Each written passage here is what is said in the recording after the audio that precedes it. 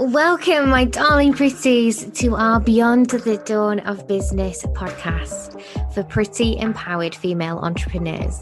It's time to step into your power, pretties. Lift each other, support the squad, and choose a life filled with the autonomy and freedom to live your dreams. I'm your host, Dawn Beth, owner and founder of Beyond the Dawn digital business brand and agency. My coffee is hot and my eyelashes are on, so we are ready to go. Hi and welcome to today's episode. I hope you're doing really well. I have totally enjoyed just the most amazing messages of love and support that we've been receiving in our business for the last couple of weeks on the back of you amazing listeners. So thank you so much for your continued support, for sending me your ideas of things that you would like me to talk about, and just for generally being the best audience and listeners on the planet. I adore you. Thank you so much. Today, I wanted to talk to you about our inner child and how the experiences that we have had in our childhood and any day in the past up until today, and how those experiences and the way that we perceive them and the way that we carry them can have a monumental difference to our lives. They can have a monumental difference to the way that we perceive the world, to our mood, to the way that we react to things, to the way that we strategize, to the way that we look at, the landscape of our futures, our relationships, pretty much absolutely everything. Now, I shared an email recently with everybody who is signed up to just my regular communication emails, and it was about a story of when I was a little girl. And the story has touched a lot of people, and I've had messages upon messages upon messages about how it made you guys relate to traumatic experiences in your childhood that perhaps you don't think about often, or you don't give yourself much time to review, or you may not even consider is worth your time. They might not feel like something that is worthy of your time. There's been a lot of things that have happened in my life recently that have given me pause, thinking about how I have come to be where I am in my life, how I feel about my situation, what it is that's brought me to be the person that I am today. Those struggles, those hardships, those excellent opportunities, those joyful days, those situations, like what is it that's actually allowed for me to be who I am today? And one of the things that you can't help but look at in those instances comes from who you are as a person and where you were in your past. And that's been incredibly eye-opening for me to consider that actually a lot of what happened to me as a little girl, for instance, has had an effect on the woman who stands before you and shares secrets on successful business, secrets on a joyful life, tips and hints on how you can actually grow your business in a way that allows you to have the lifestyle that you actually want and the impact that you want. That for you having an opportunity to consider and find your purpose. All of these things are the things that we talk about all of the time on this podcast. But who was I to make me feel like this was of value? Who was I? What's happened for me to get me here? So this one story is by no means the full picture, of course, because although our stories are impactful, they're just a snapshot of one moment in time, right? But this particular story was really good for me to explore as an adult, as a woman, and as a mother now, because it has given me an entirely different perspective, being responsible for my own children, thinking back to me as a child. Psychologically, we know that history repeats itself, or that we take little parts of our trauma, of our pain, of our situations that we learned from as children, and we can go the other direction. We can try our hardest to make sure that we don't repeat history, right? And that's, sometimes that's successful and sometimes it's not. As you grow older, you might start to analyze family dynamics. You might start to think about, especially if you're an entrepreneur that's been working in mindset. Okay, if you've actually thought, right, I'm gonna sit down and I'm gonna sort out my money mindset. And the first thing I need to do to sort out my money mindset is to consider what I've learned about money, what I've made money mean to me, how I feel about money. This is often the introductory, it's the gateway drug, if you will, for entrepreneurs, where we kind of go, oh, okay, there's an entire psychological network of how I'm put together that I need to consider here, because I'm operating on the base of this belief system, and this belief system has been perhaps cultivated or given to me by the people who were around me in childhood, by the people who brought me up and raised me, rather than the one that I want to choose for myself. You hear me talk about wanting you pretties to have that power and that autonomy. This is what I'm talking about. The power and autonomy to make educated decisions and change what that default setting is inside yourself for what you choose, what you want it to be, so that you can make your life different based on whatever your actual desires are. In our agency, we're working with code all of the time. We're going into the back of your websites and we're tinkering with that code so that that correct picture or that correct form or that correct opt-in or lead magnet is popping up on the right page at the right moment, the way you want it to, right? This is kind of like that, only this obviously isn't us jumping on your Kartra to do that. This is us thinking about your brain, your person. But it's essentially a very similar kind of reprogramming. But in order for you to do the reprogramming, you have to understand what's already been programmed in there, what's already there in code, default code, okay? And one of my core memories, and it's so strange, I didn't know it was a core memory, it had completely seeped into my subconscious, which is why this is so good for all of us to be aware of and all of us to consider. But one of my core memories is this one of guilt and shame. And that is what came out in this particular email that I shared with you guys.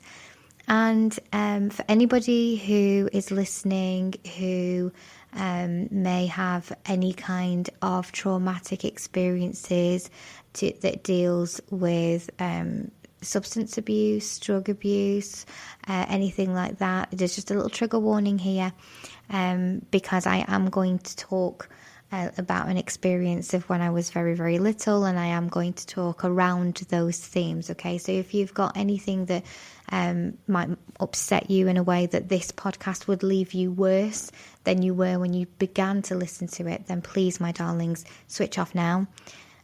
Catch the next one, okay? Little trigger warning there.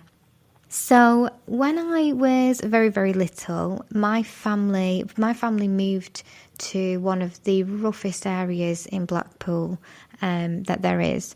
And when I say that it's rough in a kind of generational pattern, in terms of just last week, there was somebody in this exact same area who was on top of the rooftops throwing roof tiles down, smashing things, throwing them at people, causing a complete meltdown of chaos around that area of Blackpool for hours and hours and hours, and the police had to cordon it off and force people to stay in their homes and things. And this is years and years later. I'm talking about the 1980s. Don't do the math on how old I am. That's rude. If you have done the math on how old I am, I might forgive you, but let's not talk too much about that. But this is what I'm saying. 30 years later, it's still very much the same environment in that particular area of Blackpool. Now, what you will find in that area of Blackpool is families who are not particularly wealthy, but are often really, really lovely people just trying to do their best.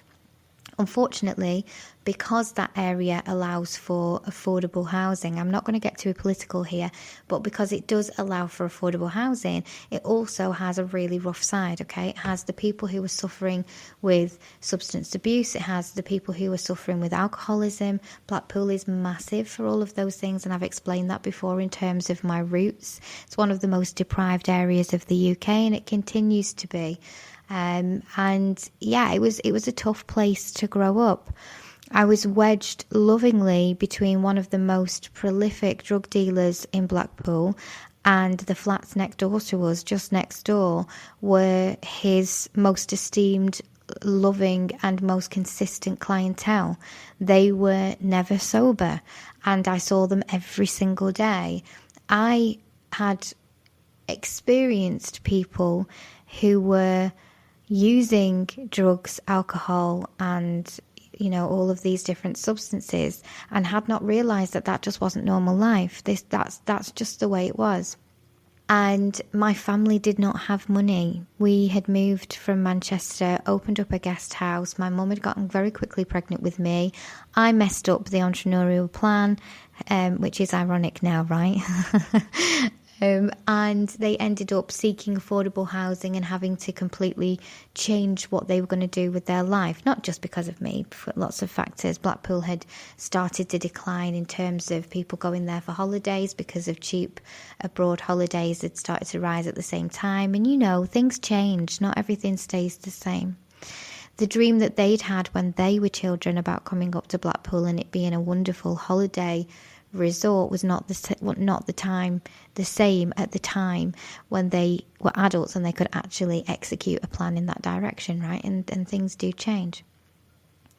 Now, during my time on that street, I was used to being around people who perhaps gave you the chills, not suggesting that there was like violent crime. There was lots of thefts, burglaries. There was obviously lots of people under the influence of certain substances, and you might need to cross the road to, just in case, if you saw somebody, but you weren't scared of guns or knives or certainly some of the things that we are worried about nowadays in similar areas. I mean, maybe you do down that area now, but back then it certainly didn't seem like a thing. Now, one particular day, I had a very traumatic experience when an older friend of mine and I were playing in the back alleys of that street. Now, I was around 4.5, maybe it was just before my 5th birthday. Very, very difficult for me to be 100% sure. And we found a needle down in one of the alleyways between the street and the back alley. And this friend, who I was absolutely petrified of, I had no concept that if you're scared of the person who's pretending to be your friend, that they're not really your friend at all. I was the youngest in my family, and I came 14 years after my older sister. So there was no other children around me. The children that I had around me were the kids of my mum's friends, of which there were very slim pickings, and the kids that were on the street, right?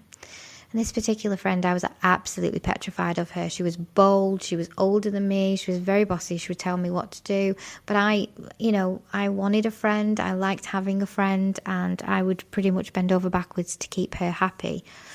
Crazy now, thinking about all of the trauma that I've endured through my entire life that has been associated to me fawning and people pleasing and not having a backbone and not standing up for myself and not having boundaries.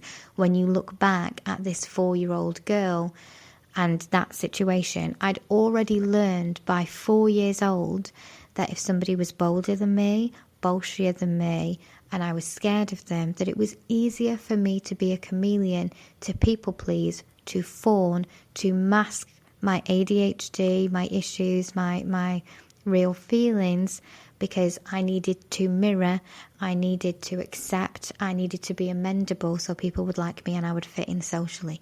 Absolutely crazy from a psychological point of view, bonkers. Now, with that being said, this friend said to me, why don't we play Sleeping Beauty? This is like the prick on a spinning wheel. You can be Sleeping Beauty, prick your finger, and then you can pretend to fall asleep and I'll come and rescue you. And I did not want to upset this friend. I had no problem being Sleeping Beauty. It's so weird how I can't be 100% sure whether I filled in the gaps of this memory, as we so often do as human beings. With no malice, we will fill in the blanks that we can't actually remember. But I can almost feel the joy that she was allowing me to be the main character. She was allowing me to be the princess in that scenario, because that just wasn't something that was often. It didn't happen ever. And I obliged, and I pricked my finger with this needle that I'd picked up off a dirty back alley floor. And just as I did that, I heard this absolutely shrill scream from her mother, who had just so happened to look over at us and check that we were okay at that very, very moment. And she was petrified, and she frog marched me by my collar all the way back up to my house, told me that the play date was over. It was a friend of our family's. And obviously at the time I didn't realise that she was petrified. I didn't know what I'd done wrong. I was extremely confused. I didn't understand at all what had occurred. And when I got to my house, and the caregiver that was taking care of me that day passed me over back to my grandma and my dad and asked me to explain what it is that I'd done, I did a really bad job of explaining what I'd done wrong, why I was naughty, why the play date was over, and why I'd been frog marched directly back to my house, because I didn't get it. I didn't understand. So she dipped in and she let them know. Dawn's just taken a needle off the floor and stabbed herself with it, which I didn't stab myself with it. I just pricked it into one of my thumbs. And I don't know if I even broke the skin. No idea. And then that's when I realised, okay, so the thing that I did wrong was I shouldn't have played Sleeping Beauty. Playing Sleeping Beauty, being a Disney princess is perilous. So be careful with that. So that was what I'd done wrong. Now, at the time, money was a massive factor for us. This is where I believe this memory came back up for me when I was doing money mindset, and I was trying to consider a time where, money was very important, and me getting in the way of was making money. Because on this particular instance, my mother had to be called, she had to be dragged out of work, which was the ultimate sin for us, because we relied on her wages so heavily to come and deal with me. Now, a few hours later, we were at the hospital. My mum arrived. Probably wasn't a few hours thinking about it, probably very quickly, but we were at the hospital. My mother arrived from work. The nurse explained to my mum what they were going to test me for, and my mum fainted in front of me, and I thought I had killed her. And I can still feel that now. The fear, the guilt, the shame, the whirlwind of there being an emergency, and the emergency being caused by me and a mistake that I'd made and something that I had done wrong. And I just remember being on this cold slab of a doctor's examination table whilst they used me as a pincushion for more blood and did more tests and was checking me over. And I just remember feeling very lonely, very cold, very scared, and just incredibly sorry. Just so guilty, so full of shame, so remorseful, and still not quite fully understanding why what I'd done was so wrong. Now, the happy side of this story is that it was determined that the needle was absolutely clean. They couldn't determine if I'd broken the skin on my thumb with it, but there was nothing wrong with it. It was clean. There was nothing. I'd picked up nothing, which was very lucky. And they actually said that it was so clean that it was likely out of a diabetic kit or a medical kit that somebody had dropped. It was, it wasn't a used needle. It was, super clean. Very, very lucky. And everybody around me was very, very happy that was the outcome. And over the next few days, everybody started to talk about it as a funny anecdote. Remember that time that Dawn gave us the fright of our life? And it was only then that I realised that the fear and the emergency and the tragedy of what had happened and what had occurred had actually come from a place of people loving me and being scared about what might happen to me. It took me a little bit of time to actually process that that's what had happened. And unfortunately, the shame carried on, because then my mother told my local school about it to let them know that that sometimes happens, and it needs to be a cautionary tale for other parents, because it wasn't something that anybody thought was even possible, and obviously it is possible. And even though they never mentioned my name, everybody knew that it was me, and it was so embarrassing. I was so embarrassed. Now, I didn't realise that for years and years and years I'd carried that experience, that trauma, that shame into adulthood.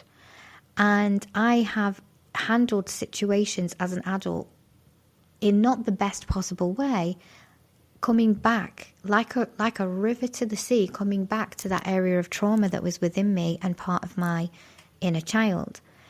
And one of the reasons why I wanted to talk about inner child today is because in the entrepreneurial space, it's become a bit of a catchphrase.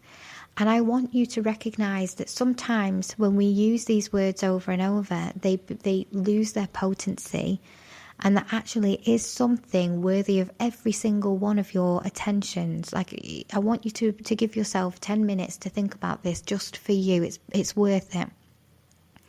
Because these underlying subconscious codes and belief systems that we have are the things that are making us make decisions in a certain way as adults. And if you have the opportunity to go back and recode that and do new neural pathways to reparent yourself through those elements of trauma, or even just to acknowledge that that piece of data is now stored in your body in a cellular level, having some contribution to the way the ship is steered every single day, even if you don't realize it, then that can be very, very helpful for you. When I shared this particular story, I shared with my team, this one is quite heavy. This is very personal. This is the kind of story that I'm opening myself up to a lot of judgment. I'm opening my beginnings up to a lot of judgment, and I'm opening my family up to potential judgment, in the point of view that lots of people will probably feel sorry for me and have opinions about the way that situation was handled. My point is that I had and have an extremely loving family. And the reason why the adults around me perhaps didn't behave in the best possible way is because of their trauma and their situations and their subconscious cellular level ship steering. Okay? So the compassion must continue both through the people in the past and to yourself and to those in the future, because we're all dealing with what we're dealing with, and none of us know, and a lot of us don't know ourselves what those things are that we're actually dealing with. Okay? So be kind. Think about the source of your early memory information. If you can, decipher that a little bit. And if you have holes or gaps or moments of trauma that might be hindering you, please consider taking the time to heal that and do some work within that. It's not a plaster situation. You can't just go deep into your inner child and stick a plaster over that thing and come away again. However, there are ways and means that you can practice self-compassion, practice reparenting, change the memory for the better and store it in a different place. Sometimes rewriting history is a good thing, okay? I hope you've enjoyed this episode. As always, I'm sending mad love to all of you. Thank you again for your unwavering support, and I'll see you over in our free group. If you're loving our Pretty podcast, come on over to Social Pretties, our online safe house and sisterhood community. It's a safe space where female entrepreneurs connect and thrive in a warm, welcoming fold of pretty amazing women. You'll find an easy redirect in the description, and I can't wait to see you in there. And depending on where you're listening right now, we would love it if you would click subscribe or follow so that you can be the first to know when our new podcasts come out.